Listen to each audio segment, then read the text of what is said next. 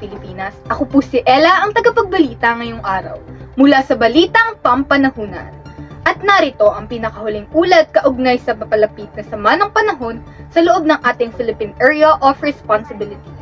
Isang tropical storm ang patuloy na kumikilos at ngayon ay nagdudulot ng tropical cyclone wind signal number 2 sa ilang bahagi ng bansa.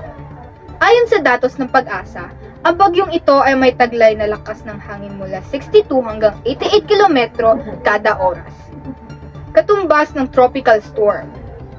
Patuloy itong lumalakas habang kumukuha ng enerhiya mula sa maiinit na katubigan ng karagatan, na umaabot ng 26.5 degrees Celsius at higit pa, na siyang pangunahing kondisyon para sa pagbuo at pag-intensify ng bagyo.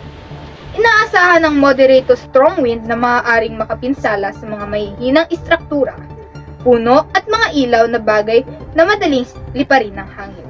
Posible ring magkaroon ng pag-uulan lalo na sa mga lugar na malapit sa sentro ng bagyo. Sa ilalim ng signal number 2, pinapaalala sa publiko ang mga sumusunod. Kanselado ang klase at ilang biyahe sa dagat sa mga apektadong lugar. Pinapayuhan ng mga residente sa mababang lugar na maging alerto sa posibleng baha at pagguho ng lupa. Asahan ng mga malakas na pagbugso ng hangin, lalo na habang papalapit ang bagyo sa kalupaan. Hinihikayat ng lokal na pamahalaan ang lahat na siguraduhing matibay ang pagkakakabit ng bubong at alulod. Iwasan ang paglabas kung hindi kinakailangan. Ihanda ang emergency kit na may tubig, pagkain, flashlight at baterya. Makinig sa mga opisyal na anunsyo mula sa Pag-asa at NDRRMC.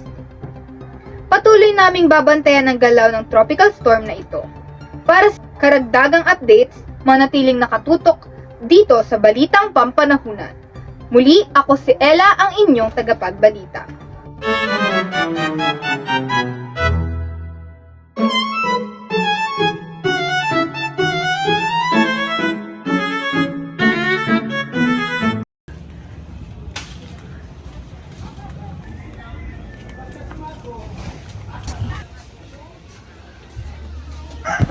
Naipaway po ako kanina, ang lakas po ng hangin. Bakit po ganun? Anak, may storm signal number 3 ngayon. Kaya malakas talaga ang hangin at ulan. Buti nakauwi ka na. Ano pa ibig sabihin ng storm signal number 3? Ang ibig sabihin, anak, malakas ang hangin at ulan. Kaya kailangan nating mag-ingat.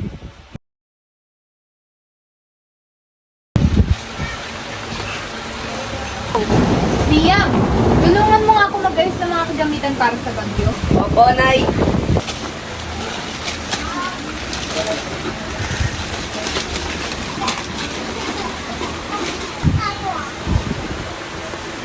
Ayan, tapos na tayo maghanda. I-charge nyo na rin ang mga gadgets nyo.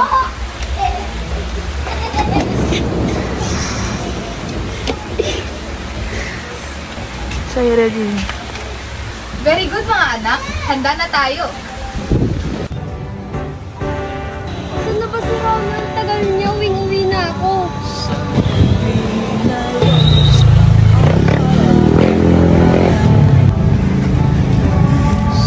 Nandun ka na pala. Ba't ang tagal mo? Ano bang ginawa mo? Ala, sorry may binili kasi akong pagkain.